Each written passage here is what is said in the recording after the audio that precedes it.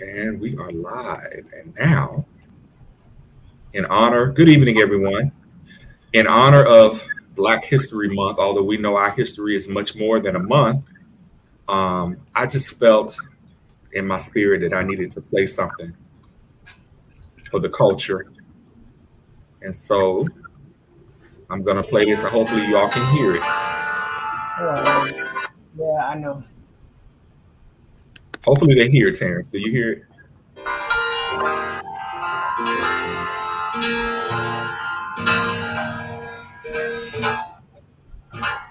Lift every voice and sing till earth and heaven ring.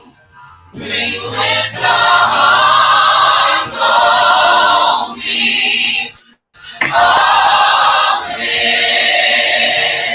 liberty. Let our rejoicing rise high as the listening skies. Let it resound loud as the rolling sea. I like this part right here. Come on. Sing a song full of the faith that the dark past has taught us. Sing a song full of the hope that the present has brought us. Facing the rising sun of a new day begun. Let us march on till victory is won. You add something to it, just encourage you. We're going to take it to the journey. Let's go! All my brothers out there, Hold your head up, brothers, till the victory is won. all my sisters in the struggle. Till that day. To victory.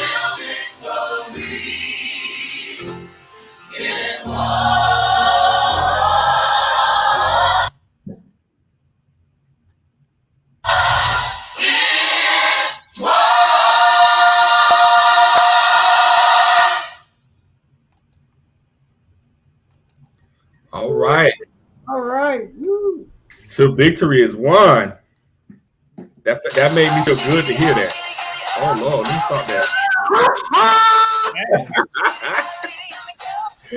That is funny.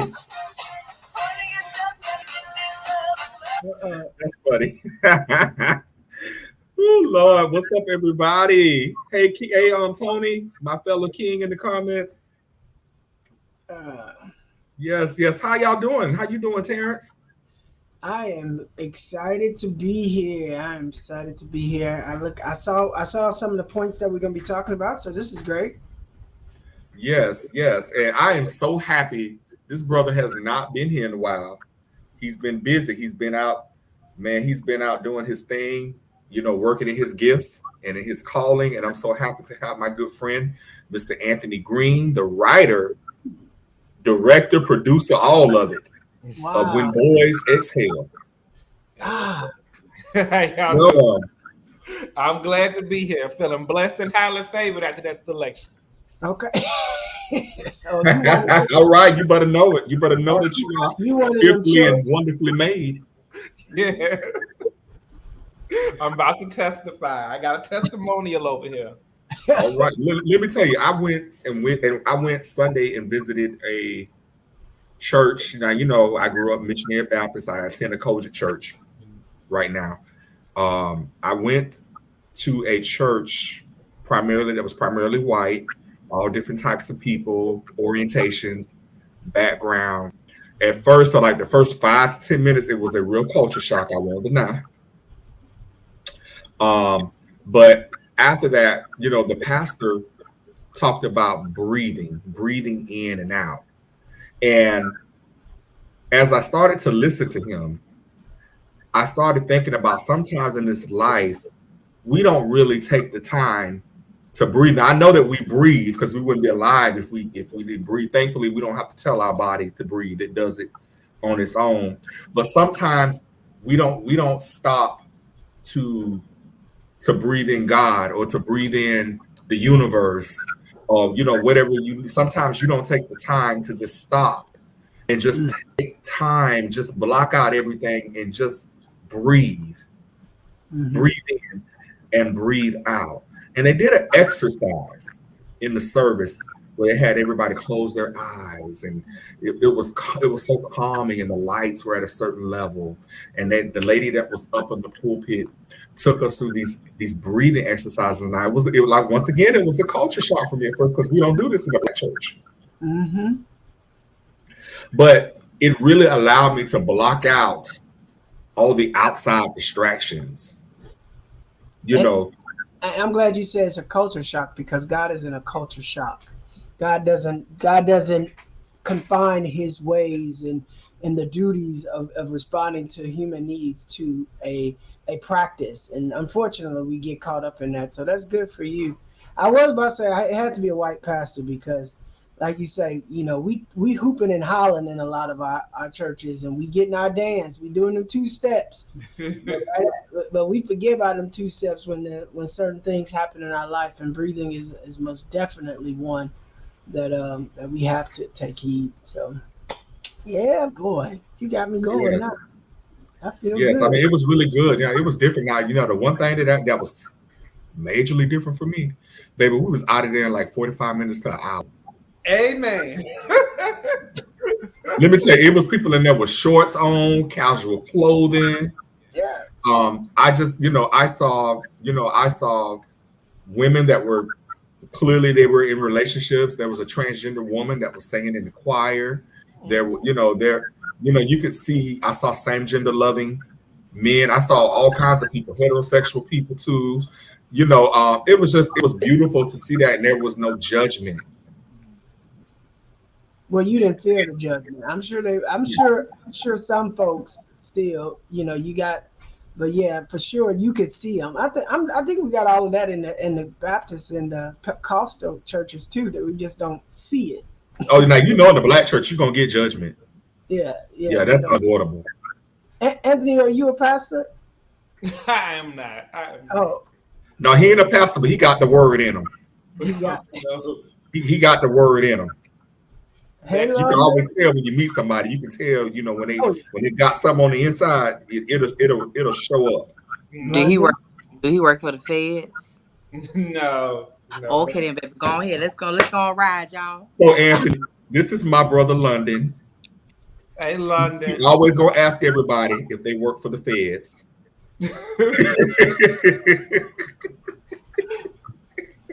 I'm waiting for somebody to say yes. And what is bitch? I'm gonna go. Never be the first bitch out of here. I do too much. Honey. Yes. So our brother Tron is he had to work late tonight, so he may or may not pop in. I think he's probably watching though, maybe. So thank you to everybody in the comments. I see our brother Tony, our fellow king. Yeah. Oh, thank you, Doris. And so thank you for being here. All right, so we got some stuff to talk about tonight. Let me pull up my little agenda. I'm working off like 2 different computers. So, of course, I always want to highlight Power Plug Radio. This is the platform that we're on. Power Plug Radio is a black-owned, internet-based radio station. Hear me again for the people in the back of the congregation. Black-owned, meaning it is owned by people that look like us. Do you want to get your nephew? Look, I ain't got. Tell Deuce and a quarter we'll be with him in a minute. So Power Plug Radio is the home of your throwback jams. That's generally anything 10 years or beyond. This show is on Power Plug Radio's platform as well as some other shows. You can find us on the Google Play Store, Apple, Alexa, Free app. Also, you can log into the website www.powerplugradio.com. If you by chance have a product that you would like to advertise, or you would like to come on and talk about for a small tithe and offering, you can come on and talk to us. You can talk to the spill about your, when I say not small now, I'm being Jim not. I'm gonna take your tithe, your offering need to be the same thing as your tithe. Because I got to split the tithe and the offering. So. All right. So y'all also want to highlight Urban Drinkery. I haven't talked about it. Wow, Terrence, I got to sing you something. Matter of fact, I thought about you the other day, and I told Sean I got to sing you something. She got anything going on? Mm-hmm. So I'm gonna make sure I do that. I'm gonna make sure I do that for you. So let's get into some topics. So this month is Black History Month, although we know, I'll say it again, we know. What's up, David Bannister? We know that our history encompasses more than a month, that our history goes back to the beginning of time. We are the beginning of civilization. Come on now. We were there before the pyramids. We built the pyramids. We started civilization and culture. And so it's always important to remember that, because other folks would have you believe that they did, and we just came along. Hey, Sean, but we did it. So I was talking to. I want to start with you, Anthony. You are a writer. You are a director. You are a producer. You have taken your own vision and brought it to life. I want you to talk to the people about When Boys Exhale. I want you to talk to them about that project and what it is and all of that good stuff.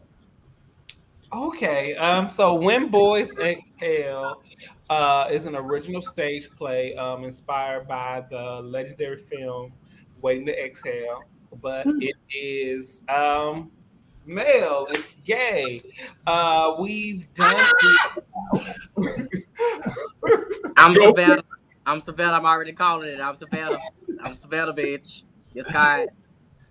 Yeah, like we did this. So we've done it in DC, we've done it in Atlanta, we just did Nashville, and we're gonna be in Houston in July.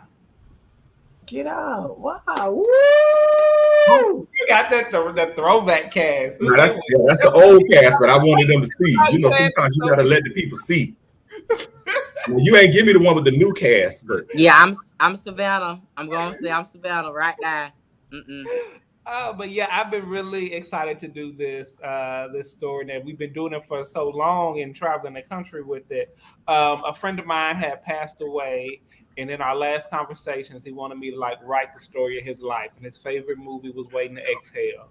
So I told his story through his favorite movie with a bunch of quotes and music and Easter eggs to the film. If you love Waiting to Exhale, it's a good time. You're gonna really enjoy yourself.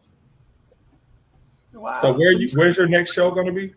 In Houston. Yeah, Houston is our next stop. And what's the date again? What's the date again? Oh my God, it is July. I want to say 7th through the 8th. It's the weekend after the 4th of July. I hope it's not my birthday weekend, because I'm gonna be like, oh, that's Is that after? I really want to come. I really want to come to this. My birthday weekend is on a Thursday this year, so Oh yeah. But 7/12 is my birthday. So are you looking for other cities to produce the show in, or are you kind of? I've been open to it. That's kind of how we do it. Typically, a city would come in with a sponsor, usually a nonprofit or a Black Pride, and they'll be like, "Okay, we want to sponsor y'all to come in," and we work with them to bring it. After Houston, I think the next city might be Chicago. You know what? I have an idea. What's your idea? I need to talk to you offline, but I'm on the board for one of the biggest pride in Florida. Yeah, and I think we need to have a conversation. Now, you just gave me an idea. See, get at me. Yeah. Yeah, and you have a working class of actors and actresses, like they 9 to 5 working already, and then No, they no, not at all. All of us are. We all have like main jobs. So I work. I do public health work, like HIV work with young Black men who have sex with men. But my passion is doing Cage Birds projects. We do plays and films that affirm the Black queer lived experience. One of our projects is When Boys Exhale. We're working on our next play, which is like a gay version of Love Jones. And next month, we're going to be doing a Black Queer Film Festival where we have a collection of like Black queer filmmakers from all over the country coming over to like tell their like show their short films. And I'm just so excited to like unpack that like with the community here in DC and to showcase the work of the local Black and brown filmmakers. Wow, so you've already done one of the shows in DC. Oh, we've done this twice in DC. We did it before the pandemic, and then we did one about 6-7 months ago. Oh man, that's my other stomping ground. I love me some DC. Oh yeah, that's where I live now. Yeah, I live in DC. DC has some amazing. I was up there on Y'all Housewives of Potomac, so now I can talk about it. Oh, which you were on what the finale? Which one was it? Well, I did it the whole season. So season 7 is a. Hold on, I got questions. Right, which housewives were you? No, I got questions. Cast and crew. So I'm in the back. I'm doing all the stuff. So I want to know why y'all let is it Giselle? Is that what's her name? Robin. What's the pastor ex-wife? What's Jamal ex-wife? Yeah, that's it. Why y'all let that woman wear that Kojic outfit to the reunion? Right, like that was respectful. She doesn't like she was going to the Church of God in Christ Convocation. Those were styles, but you have to admit these women were the best dressed throughout the entire season. I mean, their finale, you're gonna love it. So tune in. So yeah, it was a real treat. This was my first reality cast to work with from beginning to end, and then I worked with Housewives of Dubai too. So I thought that woman was going to go up down to the convocation and sit up on the stage next to Karen. We said that when she walked out, but we love Giselle. Giselle is a treat, man. She is an absolute treat. But everybody know Candice is it for me. You can't go wrong with Candice. Can't go wrong. Yes. Now that I will say now. I've seen a lot of reunions on Bravo. I will say now they was together. They was really together. Oh yeah. The Housewives of Atlanta need to tighten up. We're not finna talk about ATL right now because it's like yeah. They need to tighten up. Man, I'm gonna see what we can do. I love. So can we find the trailer somewhere? Like, can audience members find the trailer? Like, can they see some clips? And if somebody's interested in booking it in their city. Like I'm in Miami, so. Of course. Or just hit us up on Instagram because we have some like trailers from past shows. Also at Cage Birds Productions, trailers from past shows, flyers, pictures, all that good stuff. If you want us to come to your city, slide them DMs. You know how to get at us. Okay. So how many people typically? So besides the cast, how many cast members do you have in the play? Who are actually like on stage? Only 4. That's good. Okay. And do they all live in different places, or do they all live? No, they're all based because like we rehearse here, and then like the week of the show, we all travel to wherever we're traveling at, and then get acclimated to the space. How many hours? 2-hour show? Yeah, 2-hour show. Yeah. And typically when we come, since like the community is like a theme of, we usually have some of the local nonprofits and community organizations come out, local talent, because even though we're coming from DC, we like to have like locals from whatever city we're in, like represented in the space too. Oh, awesome. Ooh, London, you got to put on your good set of titties when you come to the play now. Bitch, I'm talking about on the front row. Hello. Put on your B cups, bitch. Wow. Well, that's a great homage to your friend. And your friend, this was a friend, you said that. Yes. Actually. Yeah. Wow, that's a great homage to put it together in a play, in a process. How's the feedback? It's been Because DC can be very pretentious. Like DC is very hard. So that, and I think that's the reason I've continued to do it, because DC can be brutal, right? So if they were feeling it, because they'll tell you to your face, right? The fact that they enjoyed it and want us to come back, and that we keep like selling out in cities that I've never even like been to, like a good sign that okay, we must have something here. So I want to keep going. Like apparently the story has been like touching people on like a deeper emotional level. We just had a performance, like a snippet of it for World AIDS Day in December, and people were crying afterwards and telling me stories about their lives and their friends. So I'm like, okay, this is hitting on something that's beyond education. That's beyond like entertainment. That okay, we need to be doing these. You know, I heard Funky Dineva say, he reposted, because I think he goes by he, but you can call it she. He reposted that, you know, being in the industry had, you know, one of the things he can admit about his mother is that she stopped using the term fag, and because of him, you know, and because of him speaking out against it. But for years, she would use the word fag and gay. And so you know, it is more about, he's entertaining, but at the same time, he's also bringing awareness to the harmfulness that just regular communication and conversations can sometimes have that people don't pay attention to. And so, things I don't think everybody is capable of sitting up and watching a Paris is Burning. I think that there are those that are entertained. I think Pulse did an amazing job. It reached a lot of people who would normally not be interested in the LGBTQI plus community.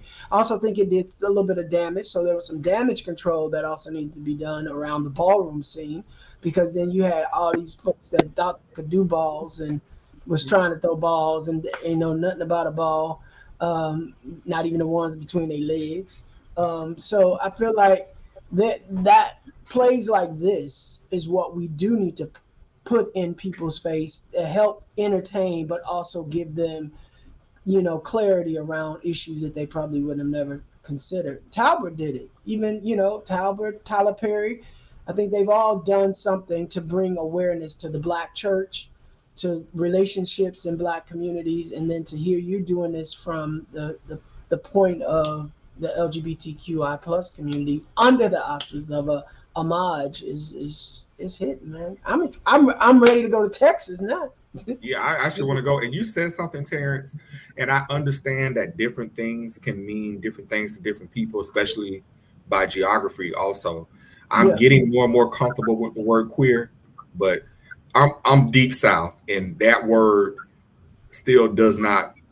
You know, I know, you know, a lot of people use the word queer. That word still kind of rubs me the wrong way. I'll be honest when I hear it, because I think because of my personal experience and what I saw and heard people doing growing up and using that word like fag and queer. I understand that some people, like maybe where Anthony is in DC, I know people like in the Midwest and the West Coast, they use that word. And, you know, I had to remind, you know, even being on the board, for St. Pete Pride, I had to remind them, you know, different words mean different things to different people. Yeah, that's the hard part about working with our community, because there is no common language, right?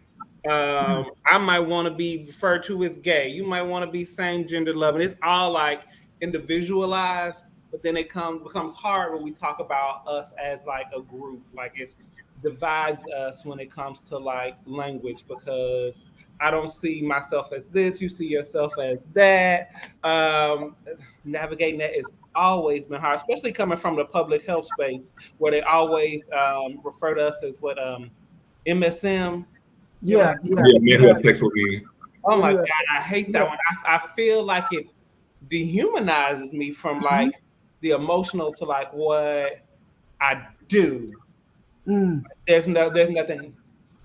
There's no connection to it. It's just like an action. So I don't know. I just love these conversations about like identity and how we identify and like the history of language. I know a lot of older people in our community. Some really hate the word gay. Triggered by queer. So I love to hear like the history of where that comes from.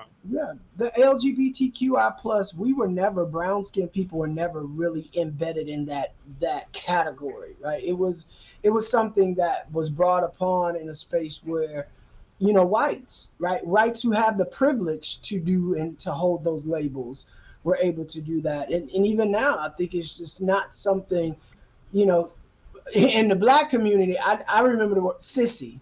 I don't hear it as much, but sissy was you got and church queens and sissies. They used to wear that word out in conversation. And women and bulldoggers. Like they don't. I ain't heard that. Bulldoggers ain't never went away. I'll be honest. I'll say bulldog even nowadays. I ain't heard that in so long. That's a throwback for me.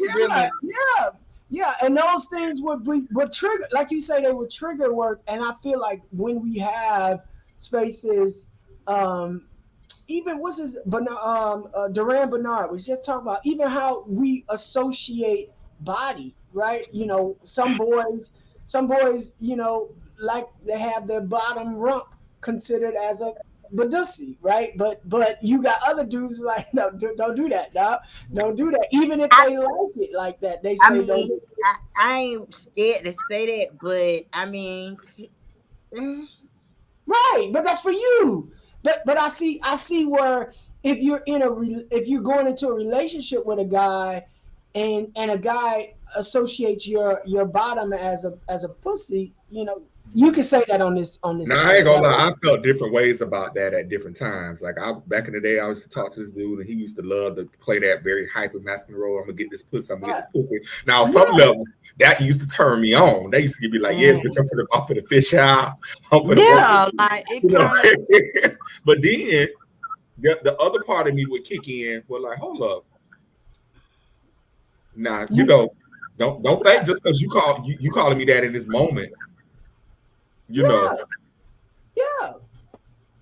I mean, how can I put this? I don't mind being called that word, but if we like out and about, don't disrespect me like that. Like, period. I don't have a pussy. That's like, private disrespect. That's private. That's private. That ain't public disrespect. A lot of things happen when doors close and it's just you and the person. So when I'm out in public, I don't know. My brother knows me, so look. I think that those and that's what I think. I haven't even seen your play yet, but I probably am almost guaranteed you are bringing a lot of conversation pieces. Are there any debriefing, like panel discussions that you all have afterwards to kind of? LGBT ain't the only people coming. I'm sure it ain't just gay folks coming, right? No, so the majority of the audience tends to be like middle-aged heterosexual women because that's who came up with, when Waiting to Exhale.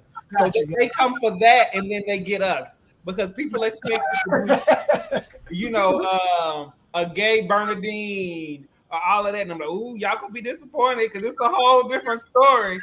But thankfully, they still at least like what we are serving because I'm like, oh God. I'm gonna tell you right now, I'm finna go and be Savannah. You go audition for Savannah. Let's go. Why did you need to be Savannah? What about Savannah appeals to you?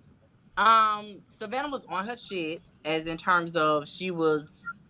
Which one was Whitney? Whitney Houston. Whitney was Savannah. Damn, how did I forget that? Right. Besides the fact that she was Whitney Houston, but Savannah was on her shit and she wasn't taking shit from nobody.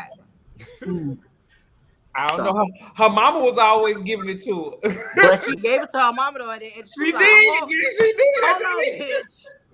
Wait a minute. So, but she got right back together and called her mama with a better attitude. But her mama put to the like, hold on, bitch. Wait a minute. Anthony, do you have a background in public health, or do you work in public health? Yes, I do. Okay, because I heard you mention that earlier, and so Yeah. I work in public health too. And as you know, yesterday was National Black HIV/AIDS Awareness Day, and that is an awareness day where we recognize the impact of HIV and AIDS on the Black community. Not going to get into statistics, but we know generally that half of the new cases of HIV are oftentimes right in the Black community. Mhm. We make up 12, probably they say 12, maybe 13%, maybe anywhere 13% of the population in the US, but we account for almost half of the new cases. Now that obviously doesn't make sense. The math ain't mathing. The math does not make sense. Well, we know why the math is not mathing, because we do the biggest of our testing. That funding is being given to test in our communities, right? We're not testing in those areas where those highfalutin spaces are, right? They don't believe in testing out in public like we are pushing, or agencies have been pushing for us to get these numbers, right? We can make numbers say what they need. We can say data, make data say what it needs to say when you have that type of push. You got all these different programs that they fund to get these numbers for Black folks. I mean, you have not heard the numbers are greatly increasing in heterosexual. More so, I think at one point they were just saying the numbers are higher. They don't want to talk about that. Yeah, are higher and those that associate themselves as being heterosexual. And it's not a gay thing. The longer they perpetuate that conversation, even with PrEP, if you remember when PrEP first came out, you know, they were pushing the gay man's drug. Exactly. Wasn't even talking about all these individuals coming out of incarceration that are still engaging in situational sex after they didn't got out into the public, right? And still have this That's desire. trade. That's what you call trade. That was a real fancy way of saying trade. Oh, that was trade. Okay. Yeah, that was trade. Okay. Sometimes trade, I was It was want trade. to train. Talk about that later. Yeah, And so, that's a whole other conversation. Sometimes they was trade in one instance, but they was Trish in another. But continue. Yeah, they want to be Trina and Trish when they get out. So I get it. so yeah. Oh, they was Trish in prison, but now they Tony when they get out. So yeah, that's all. That's a whole nother bag of buns. But yeah. Yeah. So yesterday was generally a day of awareness, Yeah. educating, and all of that. There's a group in Florida where I am called the Florida Black Leaders Group. This was a group that was founded, came about roughly 20 years or so ago. People that worked in the field of public health, who worked in the field of HIV, that were out here advocating for our communities here in Florida. The group kind of went away over the years as people got older and they matriculated to other things. And recently this group reformed. Now we know Florida is in the spotlight because of who the governor is and his policies and the things that he is pushing. One I just want to go to big the concern. governor's mansion in Tallahassee and kick his ass. Yeah, me too. A You big need concern. That's all you need. You just need a good old ghetto Black ass whooping. That's what you need. Yes, and so a big concern rather, is what is happening in our state when it comes to providing HIV care. What is happening in our state when it comes to prevention, our patient care efforts, because increasingly we're seeing that we don't have leadership. We don't have people that look like us in upper leadership. We don't have people that are necessarily working for our best interests. And that is of concern. And so this group resurfaced and they decided to recognize past leaders. And this comes in part because of a conversation that I was having with Tron on Monday evening. We were talking about, it's Black History Month. And you know how we always recognize Martin Luther King. We always recognize Dr. Mary McLeod Bethune. We always recognize um, um, Rosa Parks. Rosa Parks, Thurman Marshall, but there were a lot of unsung heroes. There were that have been in the struggle, people that didn't have that name notoriety. Um, and he got me to thinking about that, and I said, you know what, we need to honor some of those unsung heroes. And at this program that I just mentioned on Monday, it was a virtual event because we were all across the state. We recognize, and I'm looking at the document, we recognize individuals who have been in the struggle, meaning that they stood in the gap for us to be where we are today, in order for us to make the advancements that we made, that we have going on right now today. And I think I just found what I was looking for. And I wanted Did you honor Ralph D. Abernathy? We stuck to Florida because this is the Florida Black Leaders Group. They stuck to because Ralph don't need to be honored. I'm gonna tell you, Ralph don't need to be honored. Well, if he was in Florida, of course, the nominations were given by people who were participating in this group. They offered the nominations, and so there might be other people that were just as influential that gave just as much of themselves, that they just weren't nominated, and that doesn't diminish their contribution. But I wanted to share this with you all because it's important when we talk about history. We want to talk about all history. Do you guys see that? Okay, who's these people? Do you see that screen? Yes, you do. Okay, so when you talk about HIV/AIDS in the state of Florida, there is one person at the very top. His name is Ron Henderson. He was our very first minority AIDS coordinator for the Florida Department of Health. That was a position that was created in Florida statutes. That position was created to bring HIV awareness, prevention, and treatment on a statewide level. Ron established the first ever Black Leadership Conference on HIV/AIDS. He helped create the Sisters Organizing to Survive, that is more commonly called SOS. Terrence, you might have heard of that. The SOS Project. He co-authored a report Until Silence is Deaf, the crisis of HIV/AIDS in Florida's Black communities. Ron is somebody without whom we would not as a people have made the advances in this particular field that we have made. And so as I was thinking about an unsung hero, he's known very far and wide to people that work in this industry, but not necessarily to the broader folks. And so I wanted to highlight him. And I also wanted to highlight my sister, because I know some of you all have met her. And all these people were people that was honored. If you see the young lady in the yellow, that was my Judy, my good sister that I work with every day. Miss Yashika Everhart, who left us on December the 8th of last year. She was my right hand at work. We were extremely close. She has been on this show before a couple times since we've been doing it. She was more than my coworker. She was my friend. She was my sister. London, I know I've talked to you, and I believe Terrence, I've talked to you about Yashika. She made a tremendous impact. She was a young lady that had a heart for Black women and girls. She had a heart for all people, but especially for Black women and girls. She gave of herself. She was our contract administrator, grants manager. The girl was smart as a whip. I never have taken success for everything that I've done at work because I know I didn't do it by myself. I always had a team of great people that helped make me look good. And so Yashika, I still miss her. Like literally, I picked up the phone yesterday. Like I literally wanted to call her and I had to stop myself and remember she's gone.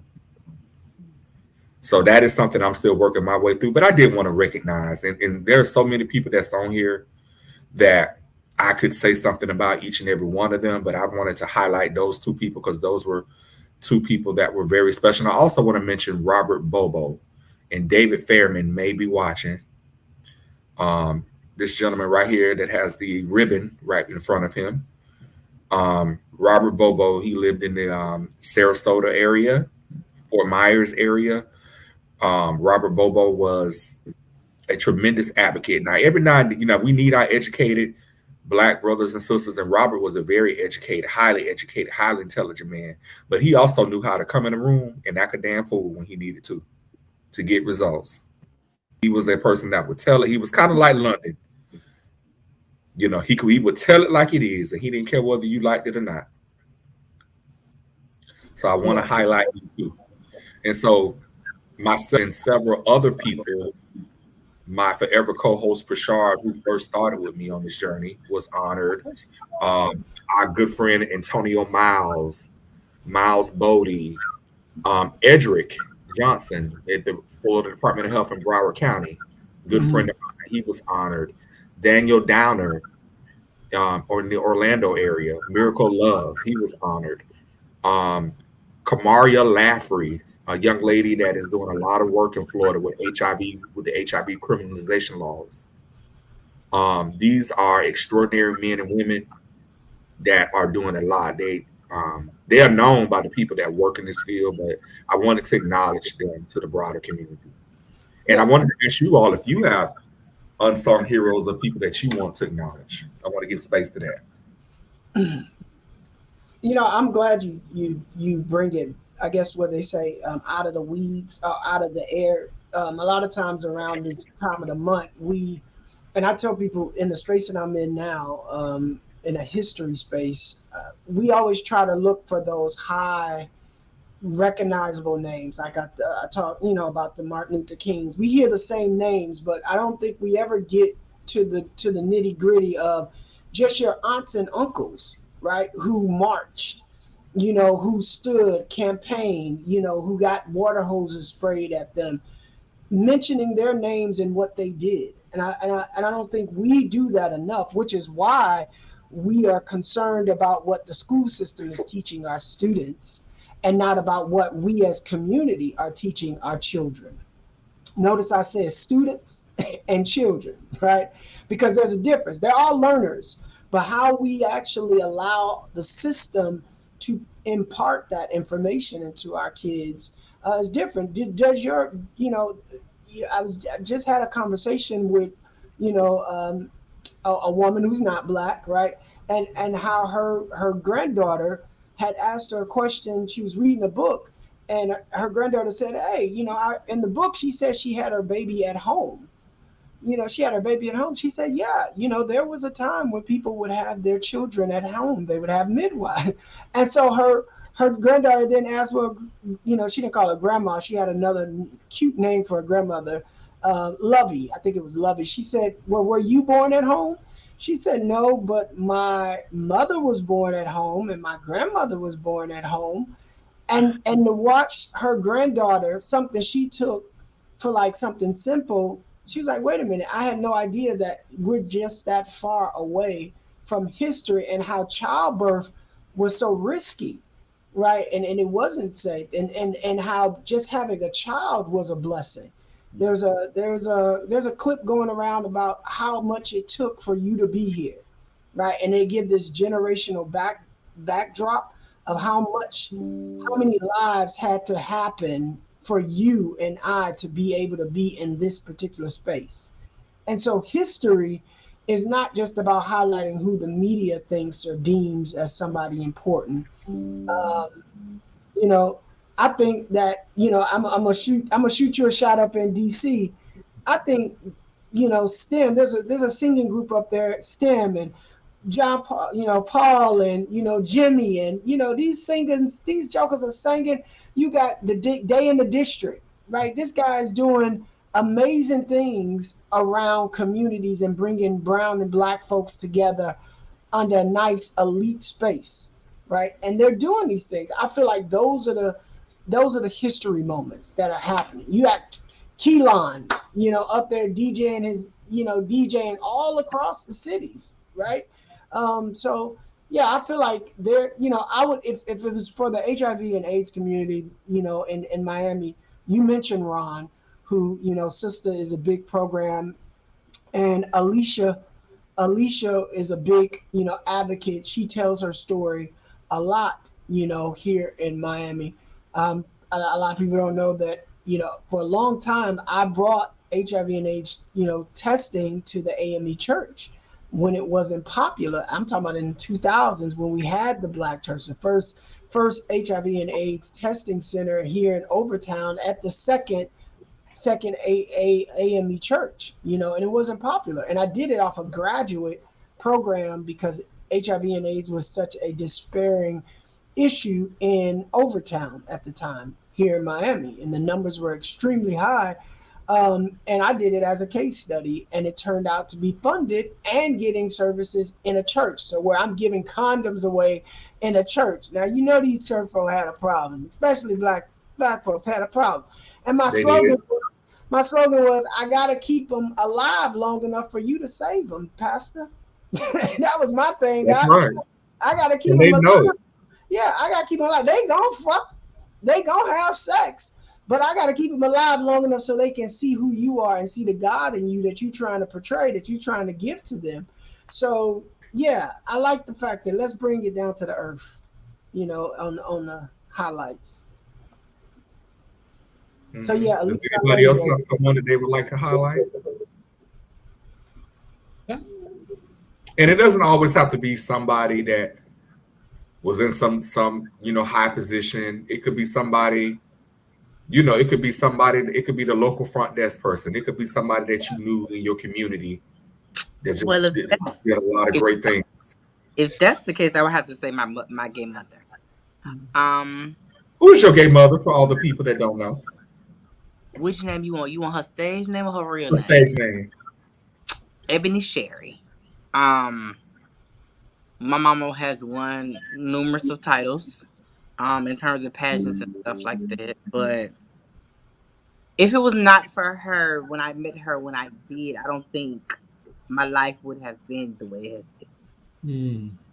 I think my mama rescued me from a lifestyle that is brutal, and without the right guidance, you can brutally fall into a trap. Like for real. I'm the youngest of 28. Oh, Lord. I'm the baby. Like I can call my gay mama like right now and talk for hours. Like we actually have a mother-son relationship. No, I didn't sleep. Like people be talking about sleeping with you. I've never slept with her. I've never slept with my father. I've never slept with any of my siblings. Like it's a real family to where when we get together, it's whatever I want, I get. No matter what it is. It's always been like that.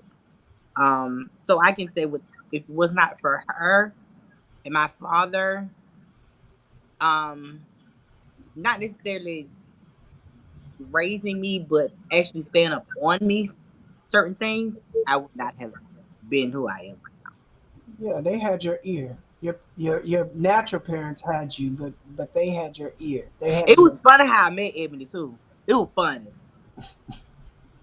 Of course, I'll be me, loud and wild, and she just slapped me, and then I was just like, okay, who is this lady? Couldn't slap her back because I didn't know her. And so that New Orleans exit came out of her. I was like, oh no shit, you from New Orleans. I'm gonna leave you alone because bitch, you off to. And then from there, we was outside the parking lot. She was like, oh yeah, I done slapped my baby boy. And then she put her arm around me. Now mind you, I still know her. And that's how me and her exchanged or whatever. And she was like, oh, what you finna do? Da, da, da. I was like, oh, I'm finna go home and get something. Like, I'm finna go home. She was like, no, come out with me. Let's go get something to eat. Da, da, da, da. And I'm thinking, okay, cool. I get in my car. She was like, no, you ain't got to drive. I got in hers. And then when we got to the Waffle House, she was like, son, you got money? I was like, yeah, I keep that. Like, she was like, oh, no, you ain't got to worry about it. I pay for it. So after that, I was 60 years old. So from 16 until now, she's always been mom. And you know what? You can't, and I think if you're not in the life or in the culture, you don't understand necessarily the significance of extended family. I have a gay mother. And now my gay mother is not transgender, but that's still my gay mother nonetheless. He has we throw out he and she, interchangeably. My gay mother has been a strong presence in my life. Taught me a lot about the life because I didn't know shit about the life. I Did have not. I have children of my own. I have grandkids. So I don't like their ass, but I got grandkids.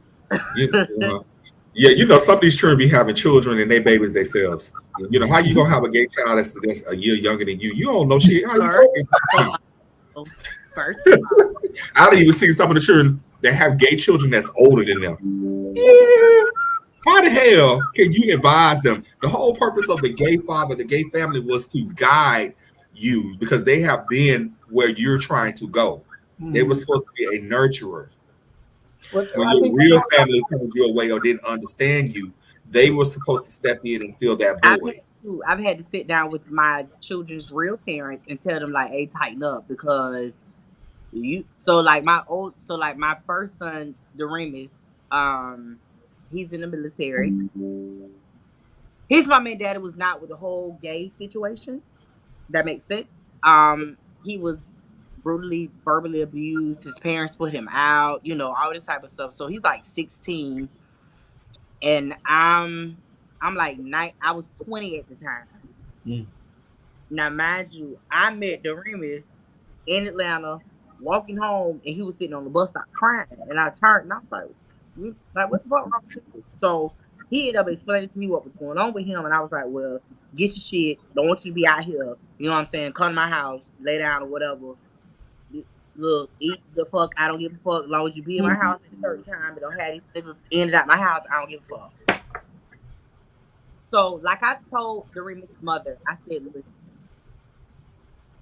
your son, when he turned 18, he's not going to do nothing. He's not going to have nothing to do. I promise you that. But behold, when he turned 18, guess what? He graduated, went to the military, and ain't been back home since. Now, his grandmother is still living. I know he still talks to her and his sister, but his mama, he don't fuck with her at all. You mentioned something so important. It got me to thinking about, I know Terrence mentioned Pose earlier, and the one thing that I did like about Pose was the family aspect of the show. I know it's centered around the ballroom community, but there was real family. These were people that formed families when their real families threw them away. Yeah. And that's a part of our history too. Because queer Black history is history too. It's Black history too. Yeah. Despite what we hear going on in the press nowadays, in Florida, we got the whole situation where the governor rejected the AP African American course, and one of the things that he cited was that we were trying to indoctrinate kids with queer culture. You know what I ain't never understand about that? Sir, can I talk to you for a second? Come to the front of the conversation.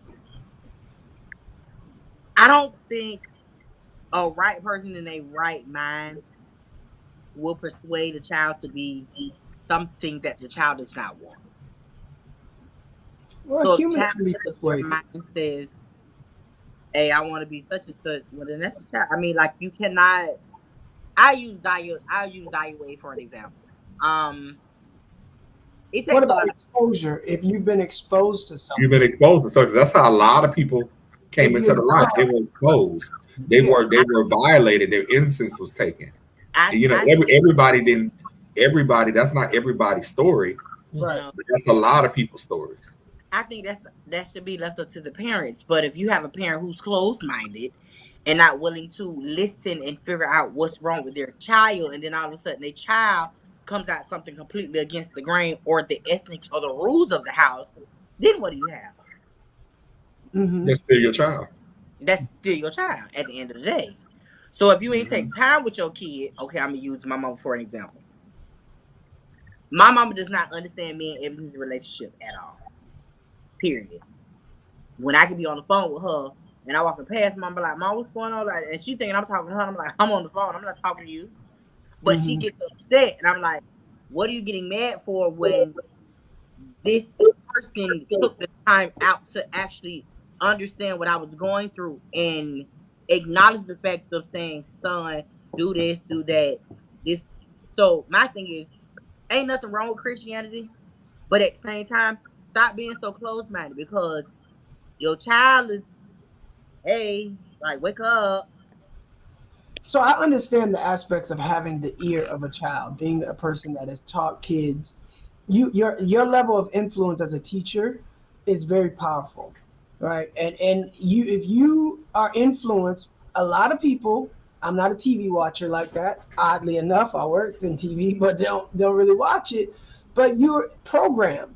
People are influenced. People are not as strong as we're human animals, and so things entice us and we try things and we do things. And so for him, the governor's comments around learning of history, there's really no way you can talk about LGBTQI and not talk about Marsha P. And her blackness and what she did, right, and how she paved the way. Like, there's no way to do that, but that's part of Black history too, right? So, and we'll leave that aspect out. So I just, with the governor's move, the only concerns that I have, again, I taught school and I was a person who took AP classes. That's a select few of you.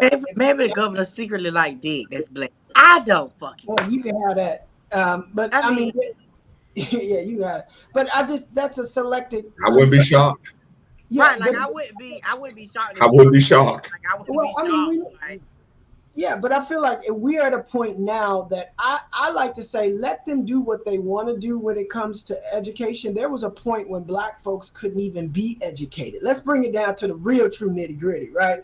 Well, yeah. And we still found a way to educate our people. We took the very same Bible that they tried to say that we could use at least to do something, and we taught each other how to read, right? We taught hymns. There was a lot we did. So I just want to say that when these adversities come up, even though I do not like living in this resilient space as a brown person, I think it's foolery. I think it's fuckery, right? That I have to continue to feel like I have to be resilient. It's not a choice, right? I'm forced to do it.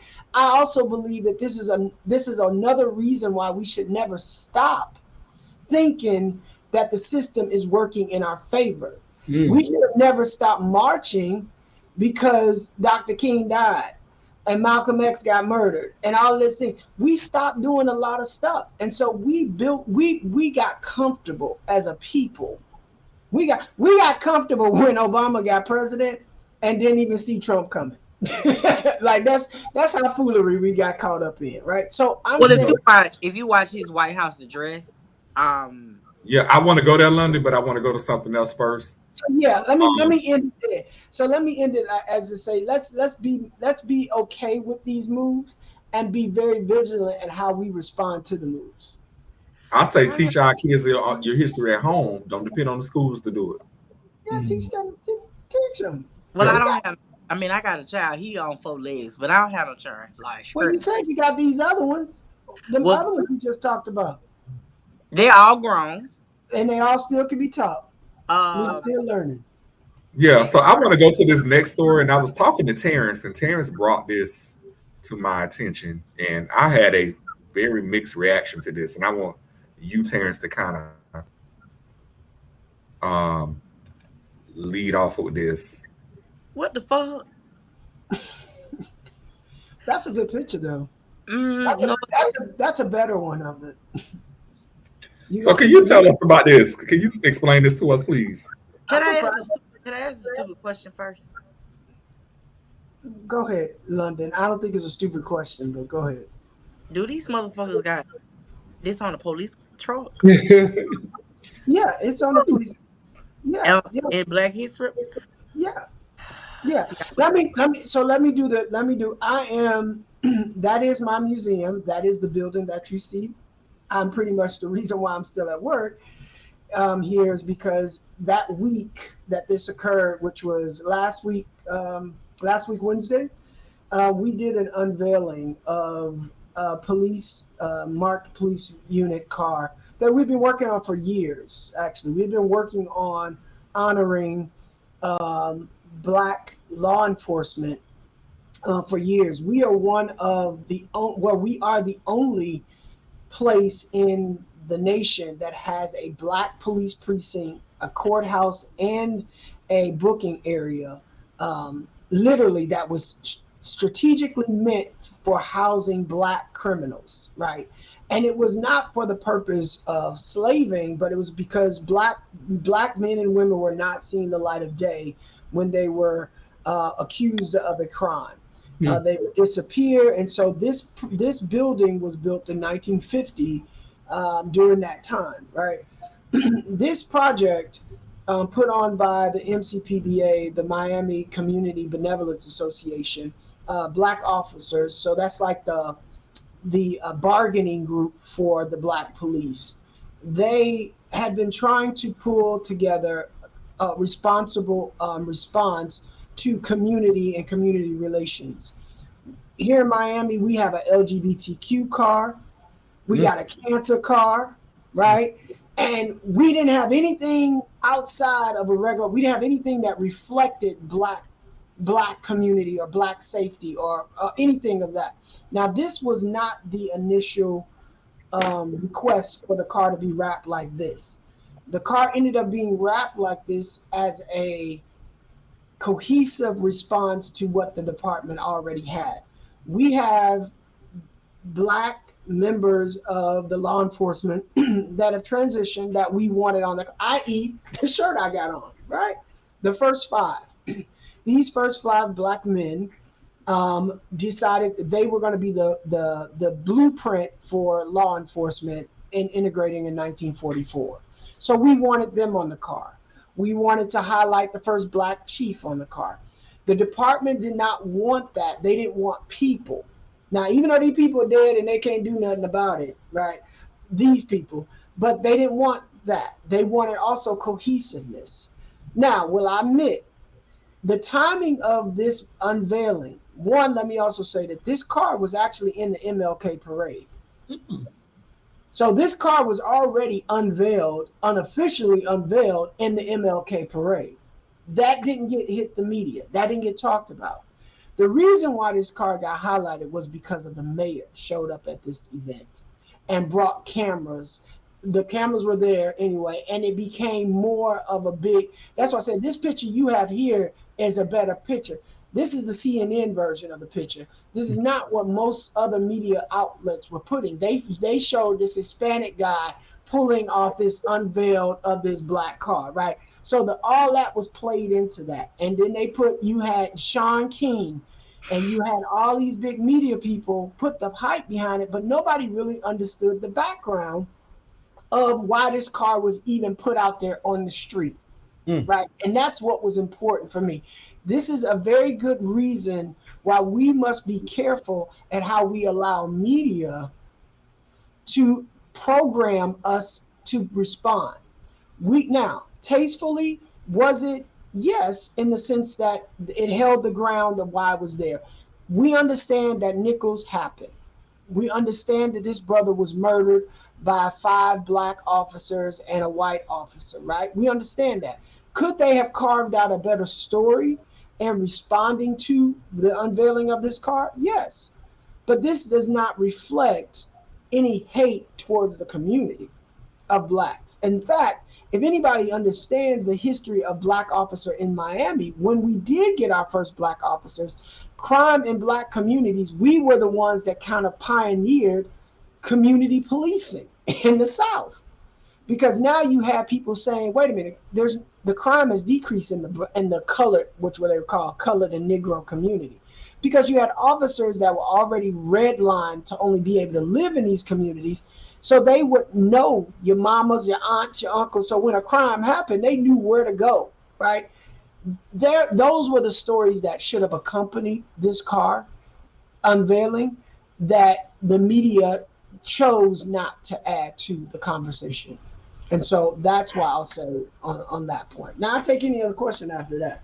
And this happened on my watch. So I'm saying it. So I ain't got no question. So what has the community, what is the local community response been? Oddly enough, many of the locals did not understand it either, because this building can be seen from the 95. And I will promise you, even that white woman I was talking about earlier, probably about 80% of Miami passes by this building and has no idea what's in the building. I'm talking about people within walking distance of the building do not come in this area of the community to see what's in the building. They've always wanted to, but they don't, right? That's because we've chosen to stay ignorant. So when they saw this, they went along the social media hype, when all they had to do was walk right down the street and say, wait a minute, what is this? They never mentioned the fact that the cop that drives this car is black. That the car is actually patrolled in Coconut Grove, which was one of the first black settlement communities in Miami. It is now being gentrified, but it was one of those set. And that this is the first unit to accompany, like I said, the LGBT car, the cancer car, right? The autism car that they have, right? You have all these other relationships with cars and units on the street. So that's what the community is unaware. And we've done our best. We've done press conferences to offer that. We give free tours at the museum, you know, especially during this month. We try to hype it, but yeah. So when me and you were talking, I had a very negative reaction to this, because what I saw a symbol. I saw the institution of policing as so negative to us and our experience in this country. We have lost countless men, women, and children at the hand of police, most recently Tyre Nichols. And so when I initially saw this, it was offensive to me. Now I didn't know a lot of the background that you just told us. I couldn't understand how somebody thought that this was a good idea. Yeah. But now and Sean, and again, none of these guys who posted this, only one person, Dr. Rayshawn Ray, and I think the reason why he posted or talked about it, because he came directly to me. And Lauren from CNN was going to do the same thing, come to us and have a further, deeper discussion. I like the fact that I watch the media make a mockery of our community on our own history moment.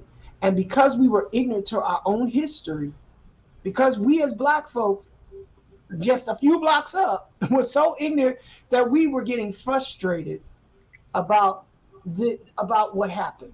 We mad at those 5 Black officers that killed Tyre Nichols right now. We mad because we're hurt that somebody in our own community did it.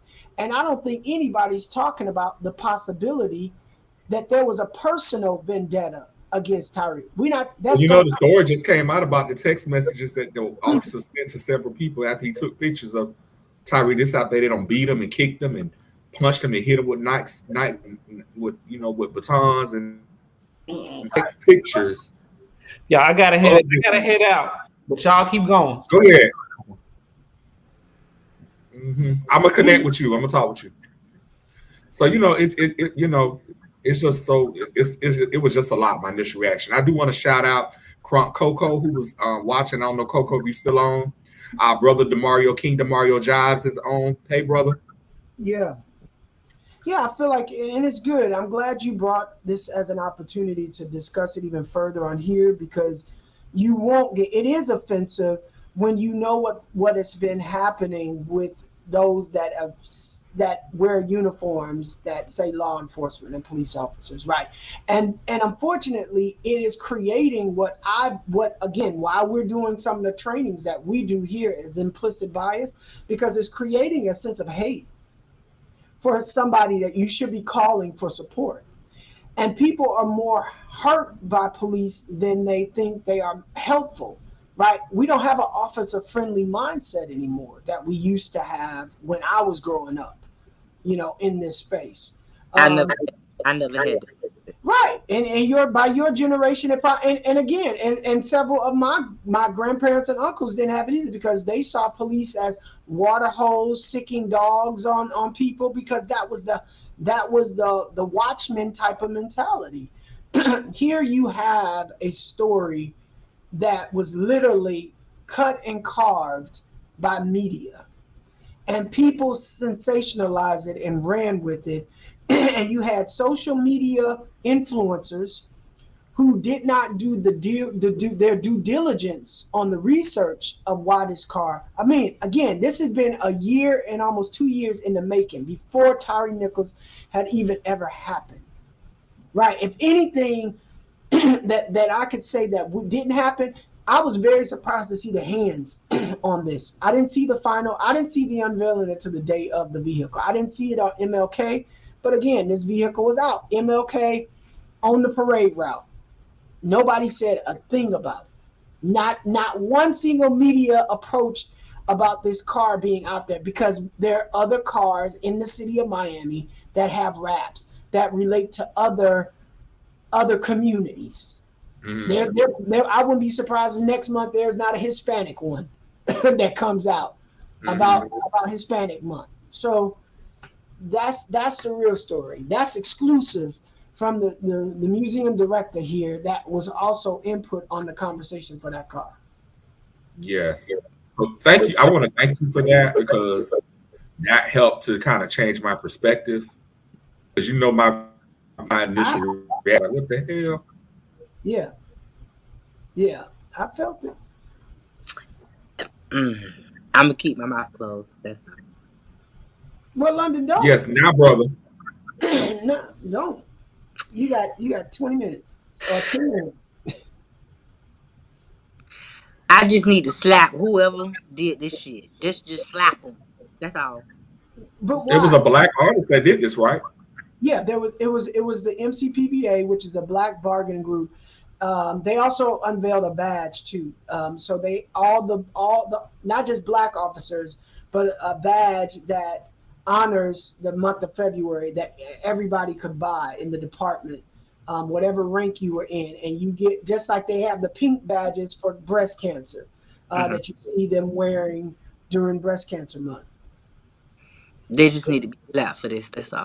But what makes you say that though? Police brutality is not a joke, and I think they're trying to do too much. So I have mixed feelings about this. So you say by having representation of a car wrapped during Black History Month was doing too much. Now, what about now one of the reasons why LGBTQI plus car, right, that is made was because of the issues that you see happen in the LGBTQ, and they were talking about how you have to have people that are sensitive to these issues, right? That when they show up on these police scenes or when they show up on these locations, and you have this situation happening,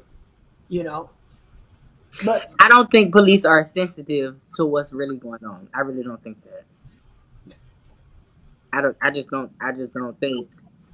I mean, yeah, the officers is white. 5 black officers, but at the same time, to me, it took y'all 20 days to lock their behinds up. That's racist in itself. Well, yeah. I think it didn't take that long because there were a lot of people that were not willing to guard them. There was no union that was willing to protect them like it is. I think it is a racist situation. I think it is. But yeah. You can't tell me it's not. Yeah, but the behavior is justified for the action, the response to the action. It just should have been applied, and that's the problem. The law is not always applied equally to every gender or every race. And that's the part we got to get to. We got to get to the point of this is not an issue that is just specific to policing. It's in all practices. It's in medical field. Black women do not get the same treatment and care when they go in for pain or black, because there's this ideology that black people can take more pain. You have situations like that. It's not treated fairly in the classroom. The same gift is not given. It's not treated on the job site, right? Women still not getting paid at the proper rate that they provide the work as men. So Injustice we talking about. Yes. I do want to go to our last topic so we can get out of here. Last night we had the State of the Union address. Uncle Joe went before Congress and gave his report on the State of the Union. And as we know, the House of Representatives is controlled by the Republicans. You have a Republican Speaker of the House. Y'all see Uncle Joe right there? Uncle Joe looked like he had an extra cup of orange juice. He was ready. He was ready to talk shit. And what I saw last night, he started out real kind of even keel, congratulating, acknowledging people. And then I saw Uncle Joe start sneak. You saw him what? He started sneak dissing. And you saw several times last night the Republicans booed him or they were shouting obscenities. And typically that is frowned upon. Kevin McCarthy was visibly sitting up there. He was making facial expressions at times. But he was visibly seen trying to shush his members several times. London, you brought this up. What did you think about the State of the Union last night? I think he got there. Yeah, he got them on national TV to say we're not gonna cut Social Security and Medicaid. So when it's time, gotcha. Yeah, they took the bait. They took the bait last night. He got them in that moment. He set them up. Gotcha. He got them on record. I feel like them honoring Tyree's family was good. However, until this change, until this bill get passed, hey, y'all can honor these. Y'all can honor everybody, huh? It wasn't no honor. You're absolutely right. Until you actually do stuff that prevents the ongoing murder, then you have not honored them. You just invited them to a place and said their name, and it was a photo op.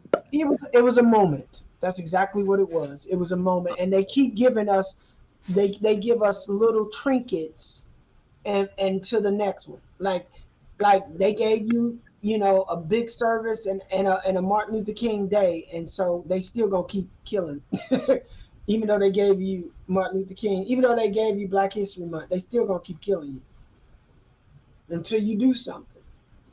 And now you got Hispanic brothers and sisters following suit behind what Anglo-Saxons was doing. Yes. Look, I'm just trying to stay out the way and just cuss every officer out I see. That's it. Yeah, it was interesting. It was a lot of fiery back and forth, and he gave it because it's been a lot of opinion out there that Biden should not run again. People harp on his age a lot. He is the oldest living president. I mean, he's the oldest president in history. He would be 86 years old. But you know what? You got senators and congressmen who are in their 90s still in Congress. Mm-hmm. Mm-hmm. Yeah. Sit your old ass, bro. You was 92. Sit your old ass down somewhere. How old is Frederica? Which Frederica who? I don't know how she's, but I know Chuck Grassley ass is 94, 95 years old, still in the Senate. Mm-hmm. Dianne Feinstein, 90. Mm-hmm. She looked like she's thinking about retiring. She about 89 years old, I think. To be honest with you, I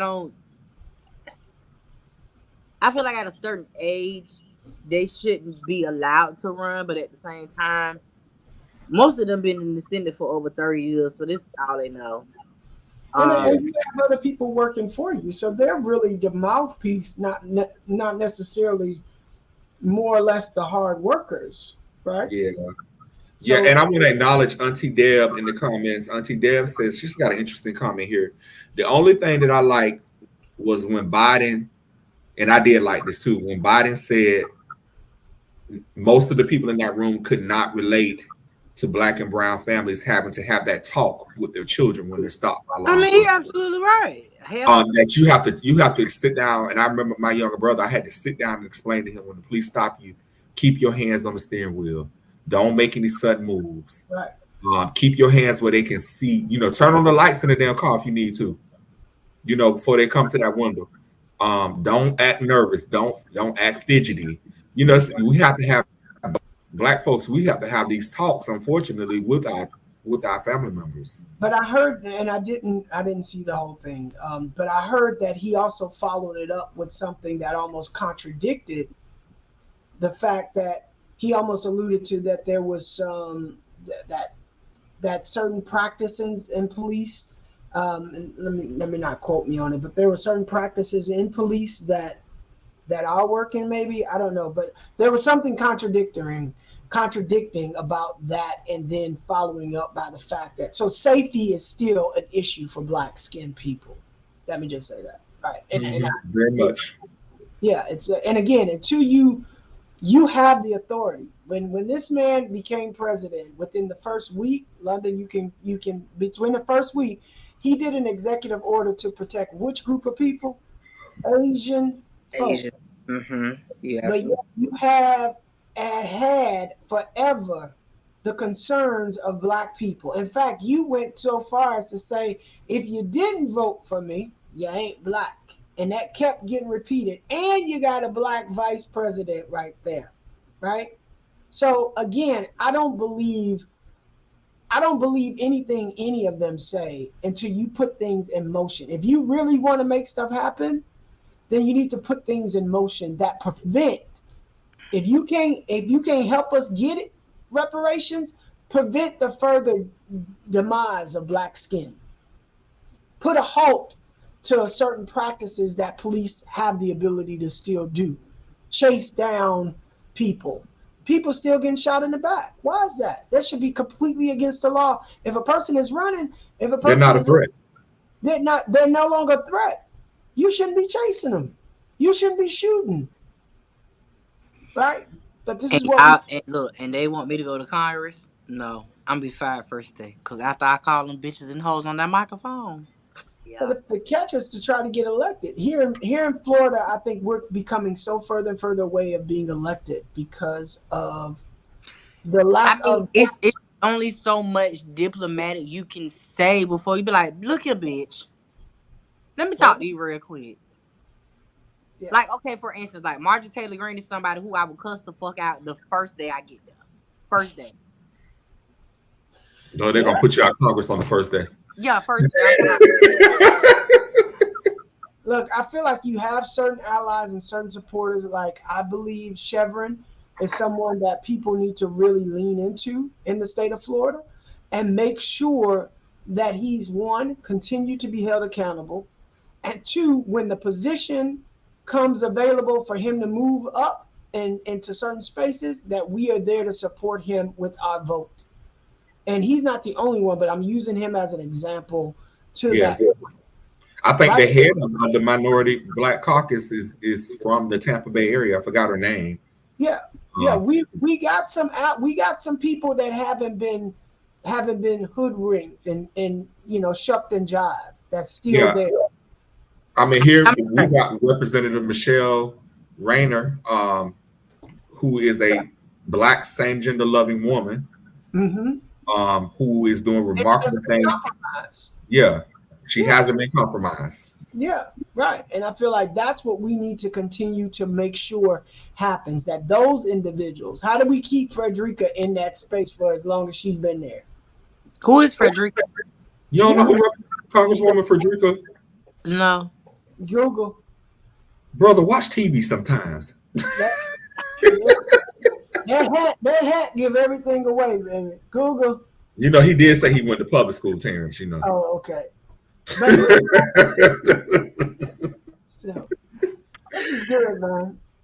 This was necessary. This was really good. I think this is one of the best shows that we have had. Really, I've been thinking about running, but bitch, this mouthpiece of mine. Well, I know I can't run. I got stuff in my background. Plus, I'm like you. At a certain point, the black in me will come out. Yeah, like what you got in your background cannot be anything that Trump had in his. I doubt. So, what I mean, if that's the case, it's just I just feel like I don't understand. Hey, like, what the fuck is wrong? Like, y'all all right? Y'all good? Y'all okay? The one thing that I will say here in Florida that really, I have a friend that's a part. He's in leadership of the local Democratic Party here in Pinellas County. He's a black man, black same gender loving man. The Democrats in Florida really have to get their stuff together and quick. They need to be the community engagement needs to start like yesterday. And New Orleans too. You're losing them. Yep. The 'Cause leadership. the one thing that the Republicans are good at is engaging community right now. Florida, the Democrats have really fucked up. Yep, they're engaging communities, and they understand that the next shift of population that they need to be cultivating is the Hispanic brothers and sisters. And Exactly. if you're not doing that, I'll remember them in a few years. Oh, we are. It ain't even a few years.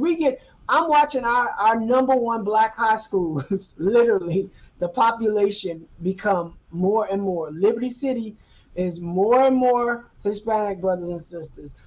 Booker T, when they elected their first black Hispanic queen, right, we knew.